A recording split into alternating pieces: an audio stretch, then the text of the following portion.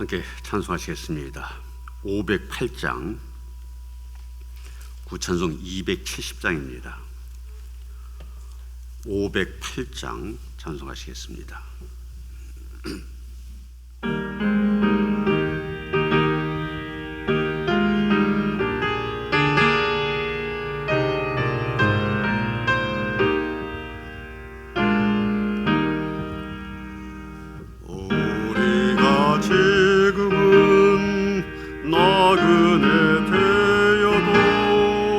화려한 천국에 모자나 가리니 이 세상 있을 때 주 예수의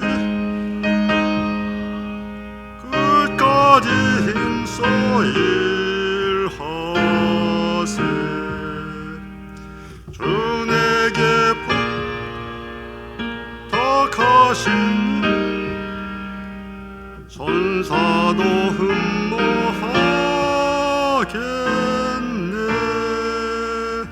화목해 하라신 구주의 말 온 세상 널리 전하세. 주 예수 말씀이 온 세상 만민들 흉악한 죄에서 떠나라 하시니 이 말씀 듣고서 새 생명 이 기쁜 소식 전하세. 주 내게 부탁하신 천사도 흠모하겠네.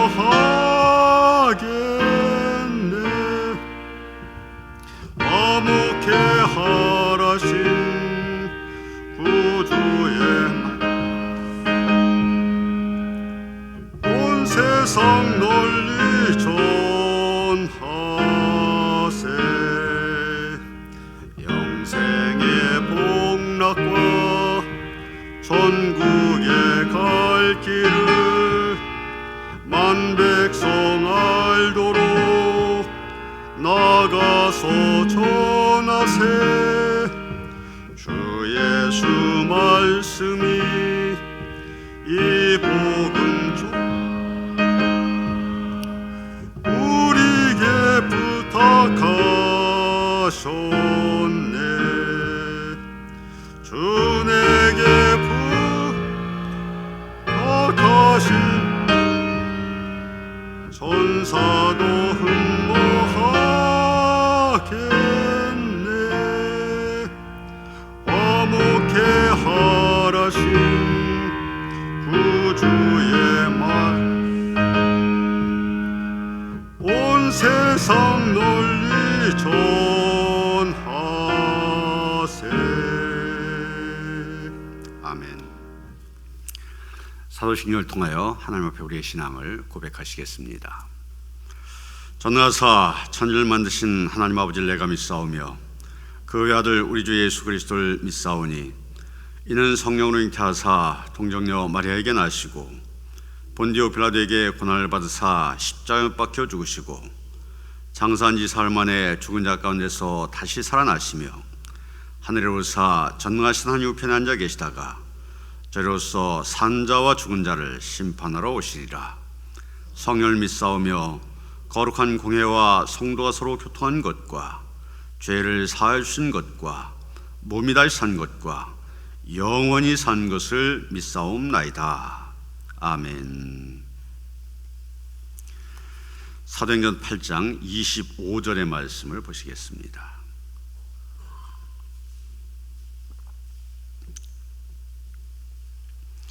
사도행전 8장 25절서부터 31절까지의 말씀 교독하시겠습니다. 두 사도가 주의 말씀을 정언하여 말한 후 예루살렘으로 돌아갈새 사마리아인의 여러 마을에서 복음을 전하니라.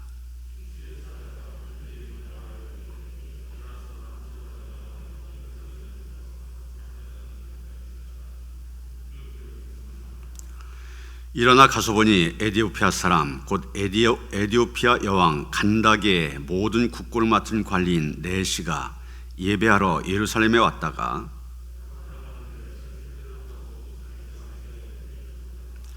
성령이 빌립도로 이르시되 이 수레로 가까이 나아가라 하시거늘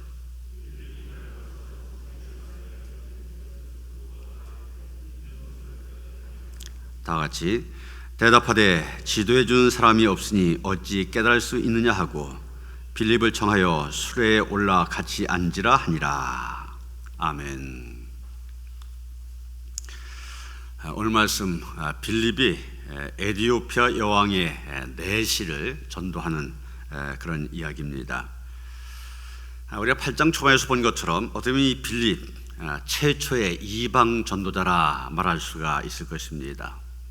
왜냐하면 예루살렘을 넘어서서 사마리아에까지 가서 복음을 전한 최초의 사람이기 때문입니다. 여러분 여러 번 말씀을 드렸지만 이 유대와 사마리아 흔히 말하는 견원지간이죠. 서로 원수시하는 그런 관계입니다. 그런 사마리아에 가서 예수 그리스도의 복음을 선포하게 됩니다. 그 결과 귀신이 떠나고 질병이 치유되었습니다. 사마리아 성의 기쁨이 충만하였습니다. 이것이 바로 복음의 능력입니다. 빌립은 핍박받을 것 각오하고 사마리아에 가서 복음을 전하였습니다. 그리고 그 결과 대성공이었죠.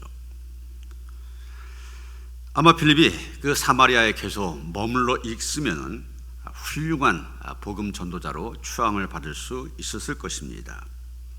얼마든지 인정받고 또 칭찬받는 지도자로 전도자로 살아갈 수 있었습니다. 그러나 빌립은 사마리아 땅에 안주하지 않았습니다. 누가 가라고 명령을 내린 것도 아닙니다. 빌립을 죽이려고 위협한 사람도 없습니다. 사실 빌립이 사마리아를 떠날 아무런 이유가 없습니다. 그런데 오늘 말씀을 보면 빌립은 한치의 주저함도 없이 사마리아를 떠난 것을 보게 됩니다. 그 이유가 무엇입니까? 여러분 26절 말씀을 보시면은 주의 사자가 빌립에게 말하여 이르되 일어나서 남쪽으로 향하여 예루살렘에서 가사로 내려간 길까지 가라 하니 그 길은 광야라 이렇게 말하고 있습니다. 여기 주의 사자가 빌립에게 말했다고 그랬는데 이 주의 사자가 누구냐? 여러분 29절에 보면은 성령이 빌립도로 이르시되 그랬죠. 또 우리가 읽은 말씀 조금 뒤에 39절에 가서 보면 주의 영이 빌립을 이끌어 간지라 이런 표현이 나옵니다. 결국 이 주의 사자는 성령, 주의 영이라 그렇게 이해할 수가 있습니다. 성령 충만한 빌립이었기 때문에 하나님의 말씀 앞에 민감했던 것입니다. 그는 자기의 계획이나 욕심을 따라가지 않았습니다. 오직 주의 성령에 매여서 움직입니다. 주의 사자가 가라 하면 가고 오라 하면 오는 사람입니다. 그런데 그 주의 사자의 명령이 무엇입니까? 일어나서 가라는 것입니다. 그리고 그가 가야 할 곳 가사라고 하는 곳입니다. 가사는 요즘에 그 이스라엘 남쪽 분쟁 지역 가운데 하나가 가자 아닙니까? 바로 그 가자 지구를 얘기합니다. 이 지역은 그 당시로 보면 교통의 요충지에 해당되는 곳입니다. 예루살렘에서 남쪽 이집트나 아프리카로 가려면 반드시 통과해야 되는 것이 가사입니다. 반대로 이집트에서 이 터키나 북쪽으로 가려 해도 마찬가지입니다. 반드시 이곳을 통과해야 됩니다. 그런데 그 가는 길이 어떻다 했습니까? 광야라고 했습니다. 평탄 길이 아닙니다. 광야, 물이 없고 생존이 어려운 곳 아닙니까? 피할 그늘조차 없는 황량한 곳, 모래바람만 가끔 부는 그런 곳입니다. 빌립은 지금 사마리아는 예루살렘보다 더 북쪽에 있습니다. 그런데 그 북쪽에서 다시 예루살렘을 통과해서 그 아래로 70여 킬로를 더 걸어야 됩니다. 그 길이 바로 광야길입니다. 여러분 이런 상황을 생각한다면 내가 지금 빌립과 같은 상황에 있다. 주의 사자가 말한다 할 때도 쉽게 순종할 수 있었겠습니까? 말씀드린 것처럼 빌립 사마리아에 가서 목숨 걸고 복음을 전하였습니다. 그랬더니 하나님의 기적이 나타나고 기쁨이 충만했습니다. 그러면 빌립의 생각이 어떠했겠습니까? 여기가 좋사오니, 그러면서 계속 거기에 머물러 있을 그런 생각을 했을 것입니다. 우리도 그런 생각하지 않았겠습니까? 좋은 결과들이 나타나고 열매들이 나타나고. 그런데 지금 주의 사자가 가라고 한 곳, 기름진 옥토라든지 좋은 환경이면 괜찮습니다. 그런데 무려 70km를 거꾸로 광야길을 걸어야 됩니다. 그 길을 걸어가는데 어떤 상황을 만나는지 모릅니다. 그런데도 빌립은 순종하였습니다. 여러분, 이것이 바로 전도자의 삶입니다. 하나님 앞에 부름받은 사람, 자기 의지와 상관없이 간 것입니다. 자기 뜻을 따라간 것이 아닙니다. 주님이 가라 하시면 가는 것입니다. 그것이 믿음의 길이요, 전도자가 가는 길입니다. 그 길 험난한 길, 십자가의 길, 그래서 누구도 가기를 주저한 길입니다. 그래도 주님이 가라 하시면 간 것이 하나님의 사람들의 모습입니다. 분명 쉬운 일 아닙니다. 그러면 그 길 가기 위해서 우리에게 필요한 것이 무엇입니까? 바로 성령 충만함입니다. 성령 충만하지 않으면 인간적인 계산을 하게 됩니다. 그것이 내게 유익한 것인지 아닌지, 내게 어떤 도움이 되는지, 얻을 수 있는 것이 있는지, 이런 걸 따지게 됩니다. 그래서 내게 유리하다 싶으면 그것을 선택합니다. 그러나 불리하면 거부합니다. 이것이 어떻게 보면 저와 여러분의 모습 아닙니까? 그러나 빌립은 성령의 사람입니다. 성령님의 인도와 다스림 가운데 사는 사람입니다. 그런 빌립이기에 성령의 음성을 듣자마자 짐을 싸들고 미련 없이 사마리아를 떠납니다. 험난한 광야길로 내려갑니다. 이것이 우리가 바로 본받아야 될 위대한 전도자 빌립의 태도입니다. 그럼 왜 주님께서는 빌립으로 하여금 그 광야를 지나 가사까지 그 먼 길을 내려가도록 하셨을까? 이유 없이 보낼 일은 없습니다. 거기엔 분명 놀라운 하나님의 섭리가 숨겨져 있습니다. 빌립이 주의 사자의 말씀에 순종하여 일어나 가서 보니 하나님께서 준비하신 사람이 있었습니다. 누굽니까? 바로 에디오피아 여왕 간다게의 국고를 책임지고 있는 내시입니다. 요즘 말하면 재무장관입니다. 그는 예루살렘에 왔다가 본국으로 돌아가는 길에 이사야 선자의 글을 읽고 있었습니다. 여러분, 이 빌립이 만난 에디오피아의 고위 관리, 근데 이 사람은 또 넷이라고 했습니다. 넷이 남자의 상징을 거세한 사람 아닙니까? 그리고 유대인들은 거세한 사람, 부정한 사람으로 여겼습니다. 그다음에 빌립은 유대인입니다. 유대인으로서 거세한 이 넷이 만날 수 없는 상황입니다. 또나 에디오피아 사람들, 당시 유대인들이 경멸하던 이방인입니다. 이 에디오피아란 말 자체가 검은 피부를 의미하고 있는데, 많은 이방인들 가운데서 피부가 검은 에디오피아 사람들 더 큰 경멸의 대상이었습니다. 에디오피아 사람들을 히브리어로 쿠시 이렇게 말하는데 우리 성경에는 구스인 이렇게 번역이 되어져 있습니다. 이런 구스인의 조상이 누굽니까? 노아의 세 아들 셈, 함, 야벳이 있는데 그 가운데 저주받은 아들 함, 그 후예가 구스인입니다. 이방인 중에 구스인, 거기에다가 넷이, 한마디로 빌립이 상대할 가치가 없는 존재, 그게 바로 이 에디오피아 넷입니다. 그런데 주님께서는 먼 길을 걸어서 그 사람을 만나라고 하셨습니다. 오히려 그 사람을 만난 것이 빌립에겐 큰 오점이 될 수가 있습니다.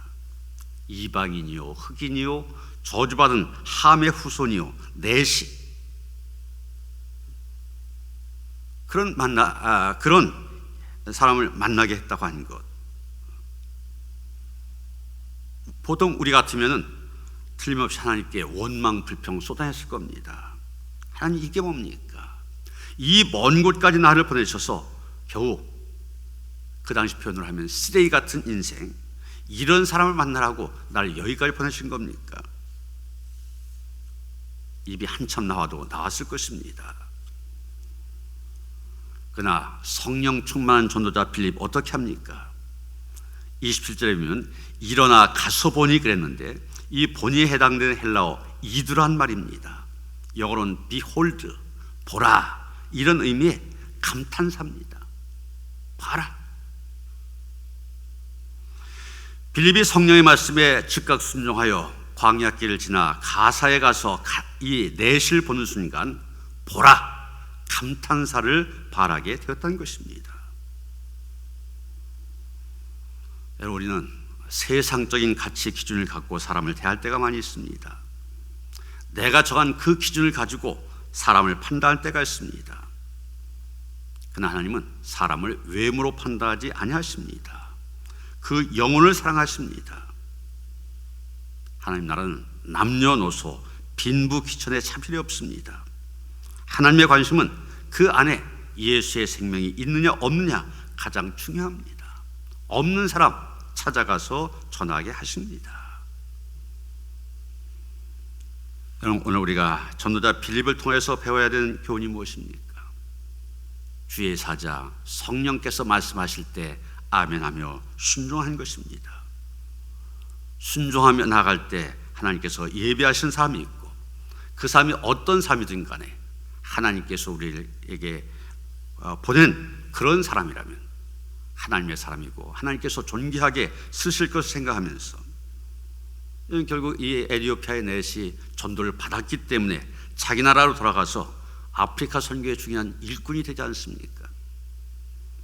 우리의 생각으로 하나님의 뜻을, 하나님의 섭리를 재단하지 말고 순종함으로 나아갈 때 필요한 사람 만나게 하시고 그 삶을 통해서 하나님의 큰 일을 이루실 것입니다. 이런 믿음으로 오늘 하루도 살아가는 주의 거룩한 성도들 되시기를 주님의 이름으로 축원합니다. 505장입니다. 구찬송 268장. 이철호 성도님 1000번째 되셨습니다. 505장 찬송하시겠습니다.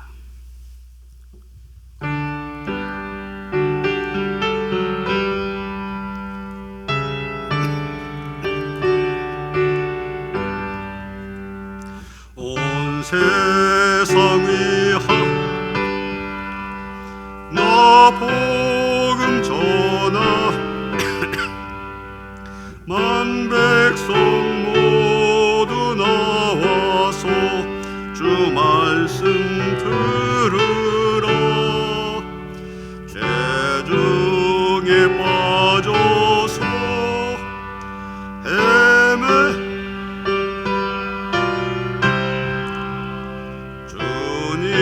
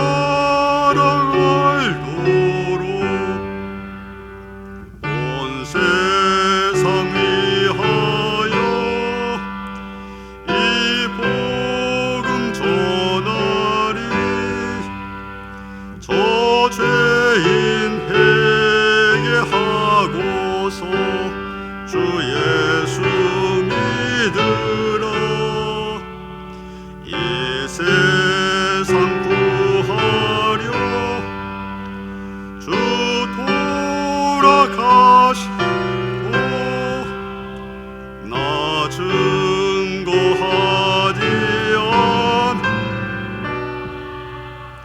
그 사랑 모르리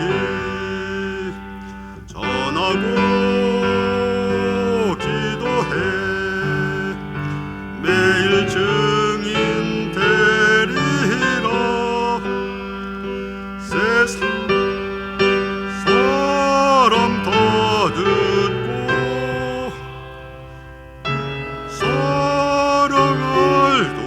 사랑알도록 온 세상 위하여 주의 임하니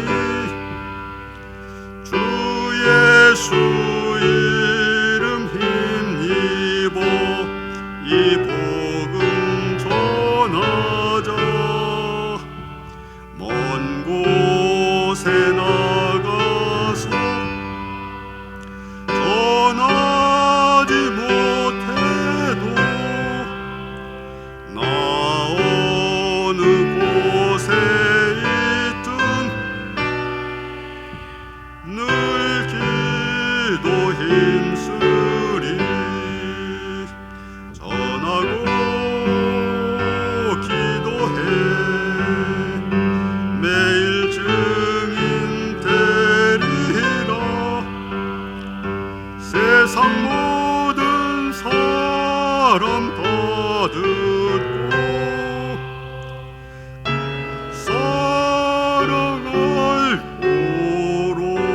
사랑알도록 아멘. 조용히 묵상으로 기도하시겠습니다.